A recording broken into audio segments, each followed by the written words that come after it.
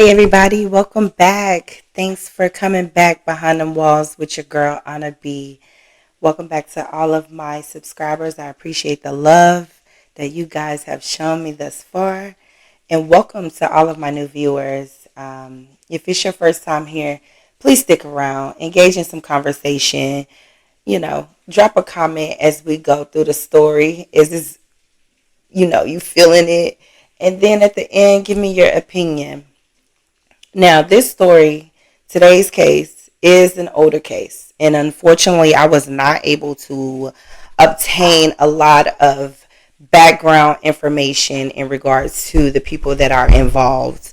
Nothing but the facts from the appeal. Pictures, unfortunately, I was unable to retrieve. There is one person, the main person within this case, that I do have their picture that I can share. But this case is important, even though it's old. For me, it arises a couple points for me, a couple questions, a couple conversations that I think this case would generate. One being like, what would make somebody just ultimately just do the ultimate, commit a nasty crime against their own family member, like ultimate betrayal. So this is why this series is called Shatter Bonds. I know previous videos have been what mothers have done for their done to their children, but this video is about what a child did to their mother, a daughter did to her mother. It's important for me because I ask myself, and I would like to ask the people, y'all, what y'all like? What leads people to do these things to their own family members? Depression, people got mental illness, diseases, and stuff like that. I understand, but like when you look into it, what's the deeper rooted? What's the underlying issues? What could bring a daughter to kill their mother? And then secondly, rehabilitation. What does rehabilitation look like to you? If you are on a parole board, and you have inmates that have done all types of time, but more specifically an inmate that has done 25, 30 plus years for something that they did that many years ago, and then some who have done at a very early age in their life. So this is why, even though I don't have all of the information or background on this family, I think this case is important because it will generate conversation. So ask yourself those questions. What would lead a person to commit a crime against their own family member? What do you think? What have you seen? And then secondly, what does rehabilitation look like for you? Do you think if somebody commit a crime when they're 19 years old that they should spend the rest of their life in prison for that crime? Does it depend on the crime? Does it depend on the person? Let me know.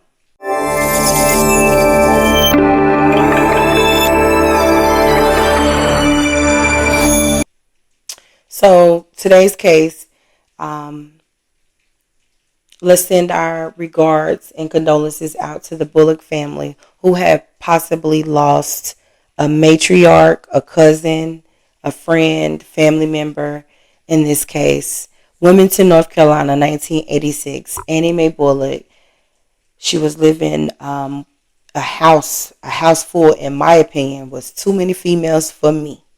Too many females in one roof, baby. We all can't be the queen. Now, I'm a twin, so I know how it is, but having another female energy around you, but too many every day living together, that was already a red flag for me.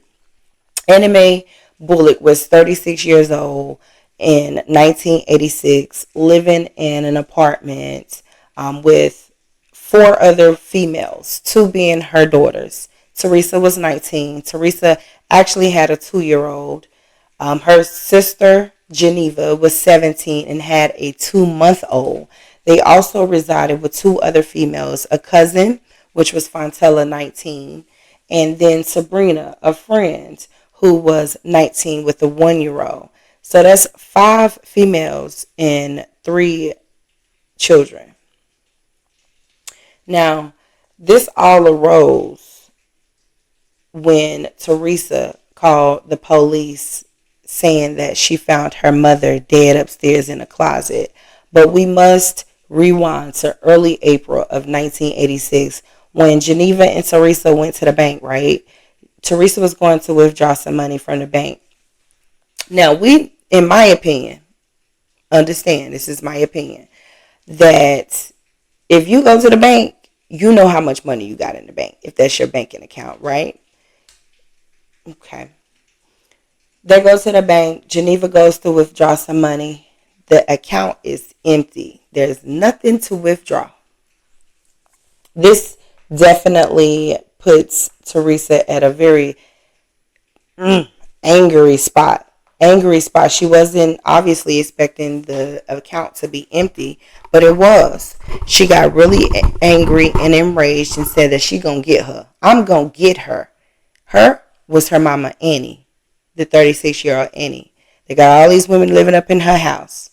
Teresa gonna get her.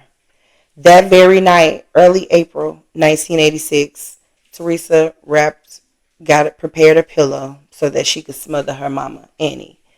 But guess what? She chickened out. She wasn't able to do it. We're going to fast forward to April 25th, 1986. In that same apartment that Annie was so gracious to let all these young mothers, her children, live in. Teresa woke Geneva up and said, let's get mama. Let's get mama. What that mean? You know what that mean. She was still upset, apparently. Right? Geneva said, let's get mama. This has nothing to do with Geneva, in my opinion. This is all Teresa. They go downstairs. Teresa and Geneva go downstairs. Annie is laying on the couch, listening to her music. Stereo is playing, minding her business. Teresa comes down there, turns the stereo off, turns the TV on. Annie's like, turn the TV off. I want to listen to the music. I want to listen to the stereo. They go back and forth a couple times, and Annie's just like, you know what? If that's gonna make you feel better, then you keep that. You keep the TV on. She retreats back to the couch, paying no attention to it. Teresa's like, no, that's not gonna make me feel better. I want you to fight me like you wanted to fight me last night. So apparently, not only was she mad that she went to withdraw some money from the bank and she didn't have no money in her banking account, but apparently something had previously went on to where maybe Annie was, probably tired of her shit and, tried her in a way. Okay. Annie like, no, I don't want no problems. I'm sitting back down. Teresa calls a meeting. She calls Fontella. She calls Sabrina, and she calls Geneva. She asks for help. I want y'all to help me beat my mama. Your aunt, your mama too. And somebody that let you stay in the house. One of them. Sabrina. I want y'all to help me beat my mama with this Pepsi bottle. Sabrina, Fontella, Geneva was not with it. They were too scared. They didn't want to do it. They didn't want no parts. Teresa say, oh, well, I'm not scared. I'll do it. I'll do it. So she goes back into the living room. Back to Annie, who's minding her business, and starts another fight. Another argument ensues with Teresa and Annie. And Teresa hits Annie with the bottle. And she like, oh no, a fight erupts. She's hitting her with the bottle. She said, oh, you going to jail now. She gets up. She tries to go get the phone to call the police, but she trips over a coffee table. Falls on the ground, and guess what? Immediately when she falls on the ground, Teresa ran, sat on her chest, and started choking her. Started choking her mama. Man, what can make... Now, mother-daughter dynamics, they do get a little, they go highs and lows. Because when we little, mama like to dress us up, do our hair, get us good. Then we growing up, we get our mouth and we can become feisty. But then it comes a time for me, I don't know if anybody can relate, but you become a time where you're approaching young womanhood, adulthood. You going through things with your girlfriends. You going through, you like a boy. Like your body's changing. Like your mama becoming your best friend. Teresa was 19, remember? Geneva was 17. Nobody, the only older person in his house was Annie, 36. And she obviously had her children at a very young age. But back in the day, times were different. So we're not placing judgment on that. We got Annie on the ground. She's then got beat in her head. And it was also said that as she was getting beat, she yelled out. She yelled out for help from Sabrina, even offering her $100. If you help me, nobody helped her. So Teresa told Geneva to hand her that pillow. Remember that pillow back early April that she prepared after she went to the bank and there wasn't no money in their account? She still had that pillow. Premeditation. Remember that. That'll be important to come. Now, she told Geneva to hand her that pillow. She holds the pillow over Annie's mouth and suffocates her. Annie struggles approximately 3 to 5 minutes out of the 10 minutes that Teresa had this pillow over her mother's face sitting on her chest. And we got 3 other females. One is a daughter of the woman that's being suffocated. 3 out of 5 of those minutes she struggled. 3 out of 10 of those minutes, she struggled. And then Teresa said, Mama's dead. Fontella and Sabrina assisted Teresa in carrying Annie's body upstairs and placing her in a closet where they covered her with sheets and clothing and everything. Stuffed her in that closet upstairs. April 27th, Teresa calls the police and says she finds her mother upstairs dead in a closet. The Wilmington police officers responded to the scene and they found Miss Annie's decomposing body upstairs in the closet.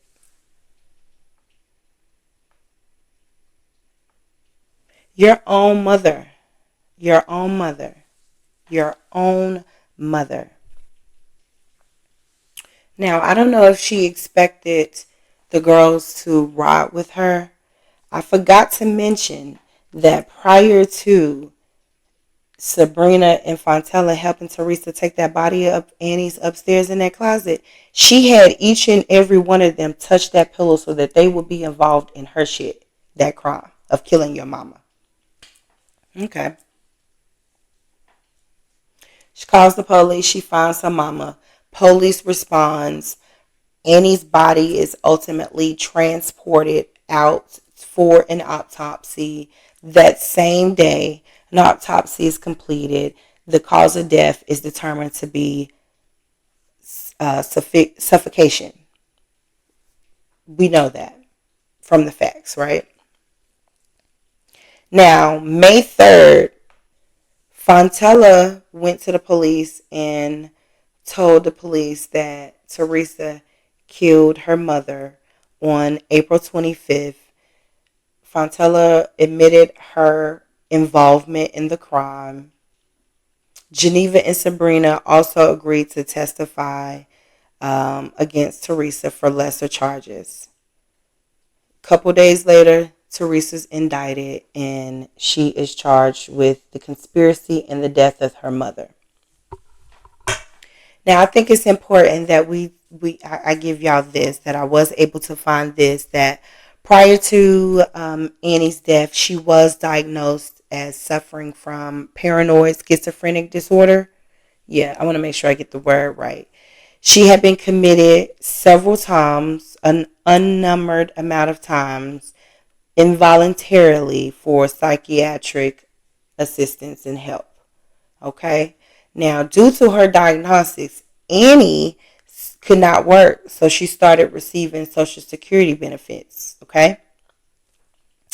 And again, due to her type of diagnosis, Annie could not even be responsible of her own, y'all, I'm sorry. She couldn't even be responsible of her own affairs. She couldn't pay her rent, she couldn't pay her bills, pretty much. And as the oldest child in the same home, Teresa was assigned a payee to Annie's Social Security benefits. Now, I specifically told y'all that afterwards because I remember I asked the question, what could lead a person to doing this? Every situation, every circumstance is different. Now, as I get this information, I'm kind of seeing what the motive was. Okay? Especially after the fact that 3 days before Annie died, she went to the Social Security office and she said that she believed, she talked to a claims representative and she told the claims rep that she believed that her daughter was spending her money. Okay? She went there to the Social Security office and said that she believed her daughter was spending her money. This is where I get a little frustrated and my opinion is strong. Because that claim representative called Teresa and told Teresa, asked Teresa about a retroactive disability check that Annie should have received, which is about $5,300, a little bit over $5,300. Okay? Teresa said she still had the money. That claims rep asked Teresa to return it. So Teresa was well aware of the fact that her mother was on to her, right? So questions me what the motive is at this time. You killing your mama for her Social Security income because she's definitely dealing with an illness or a disease, wouldn't you say? Yeah. So it also came out that she offered Geneva half of the check. And remind you, she went to that Social Security office 3 days before she died. I reached out to Teresa and I asked her if she was interested in telling her story, her life story, her experiences, and giving her perspective on things. I wasn't trying to talk to her all and only about the crime in which she committed, obviously, and is serving a life sentence for. I reached out to her to ask her if she wanted her voice to be heard. She didn't respond to me. So we are only left with the facts that has set her to where she at right now. The facts is her mama's gone. The facts are that all the other 3 women that were in that house turned on her and testified against her. She didn't testify in court and she didn't present any evidence at trial. So what are we left to do? But still I have to have the question of when is enough time enough time? Because as we know, they all went to trial. Teresa was convicted and she was sentenced to life plus an additional 10 years. Now, she tried to appeal, okay? She tried to appeal and say that the court erred in not offering the lesser charge of second-degree murder. She was convicted of first-degree murder, which does show some intention and premeditation in it, right? The premeditation is the fact that at trial it came out that not only that night after she went to the bank and there was no money to come out, but she also had purchased pills and placed pills in Annie's beer and her water to try to get her to put to sleep. She also tried to suffocate her. Another time it came out trial that Fontella testified that she went down there to suffocate her mama, but she didn't do it because her mama was facing the wall. So I guess she didn't have a good aim. She argued that there was a knife. She argued that Annie held her at knife point, so she provoked She provoked this altercation. Argued that she was armed and provoked, and she was arguing off the basis that Geneva's initial statement to the police was that Annie had a knife, and Annie held that knife up to Teresa. But it ultimately came out after she recanted her story at trial that there was no knife. Annie did not pursue her. Annie did not start anything against her. This was all Teresa's doing. And in my opinion, Teresa did this because she thought her mama was so buku crazy, dealing with her own mental health issues, that she could live off her mama. One, you already was in her apartment. And two, you thought you was going to get her social security check, but she was one up on you and went to that office. That claim representative, in my opinion, should have never called Teresa. There should be some type of a different protocol to where somebody that's dealing with a mental health issue is coming to you saying that I think my money's being taken. There should be some type of process that comes in a protective manner for that person, because that only just added fuel to the fire. We now know 3 days later Annie was dead. Now, to bring this to a close, Teresa killed her own mother, who brought her into this world, for money, greed, in my opinion. Teresa was charged with first-degree murder and conspiracy. She received a life sentence plus 10 years on that conspiracy charge. Now, Geneva, she ultimately was the first person to... she was the main starring witness in that trial. She served the less time. The North Carolina Department of Corrections website has her records for murder, first degree conspiracy, in which her sentence began on December 10th of 1986. She was released on September 9th of 1987. Fontella was convicted and charged with murder in the second degree. She entered prison in 1987 and was released in 1999. She served parole from March of 1999 to June of 1999. And lastly, the last person in this, remember, Sabrina and Fontella were the two that assisted Teresa in taking Annie's body upstairs to the closet. Geneva handed her the cover. She served the least amount of time. But Sabrina, she was charged with murder second degree, and then she was also charged with murder first degree conspiracy. She was given a life sentence. I don't know the specifics of what that was after how many years of parole, but her sentence began on December 10th of 1986 as well. She was released in April of 2005. She was on parole from her release date of April 3rd, 2000. Well, excuse me, rewind. Sorry, it's a little small here. Her sentence began on December 10th, 1986. Her parole began, which means that she must have not been in the confines of a prison. Her parole began April 3rd of 2000 and ended April 3rd of 2005. So, there we have it. So many lives were impacted. Remember, Teresa had a child. Geneva had a child. So many people's lives were impacted. Wonder what happened to their children. Wonder where they are today. I was not able to get any feedback or anything from anybody that's closely impacted by this story, unfortunately. But Teresa, Geneva, and Sabrina all had children. And it leads me back to the beginning of the video.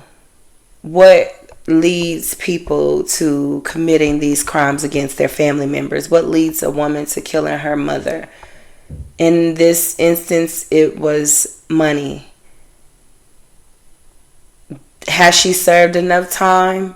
She's been in there since 1986. That was before I was born. What do you think? Do you think that she served enough time for killing her mother for her Social Security benefits? You let me know. I've also delved into some other cases, and I have been in communication with some other women that did respond to me. Although Teresa did not respond to me, no hard feelings or anything like that, I have gotten responses from several other women that are serving sentences for other charges similar to this case, and some not, that I will be sharing with you all shortly. I would like for you to drop your comment on how you feel about this case, what your opinions are. What does rehabilitation look like for you?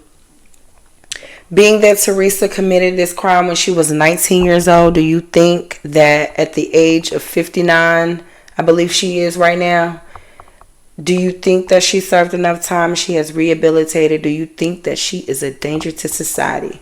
Would you feel comfortable if she was in your community today? And that's what I have for you today. I appreciate y'all. Thank y'all for watching me. Thank you for tuning in. Thank you for hitting that subscribe button. And I just wanted to say that I do like true crime. But what I want my channel to incorporate is the voices of those that have been impacted by these true crime stories in which we share. Much respect, much condolences to the victims and the people that lost their life, Miss Annie, and the many stories that I have shared and will share in the future. So much respect, no disrespect intended, no hurt intended. Not trying to interrupt your grief journey, but I feel like these cases are imperative to share because they not only generate conversation, they not only dive into our justice system, some of the statutes and laws that are in place, which is why so many people are incarcerated now for crimes that they committed when they were even younger than Teresa was. I'm going to bring you some stories like that, and I just ask that you hit that subscribe button, turn your notifications on so that you don't miss any of the conversations that I have had and will have with some of the people that are impacted by some of these true crime stories that we are so fascinated by. My name is Anna B. Thanks for coming with me behind them walls. See you next time.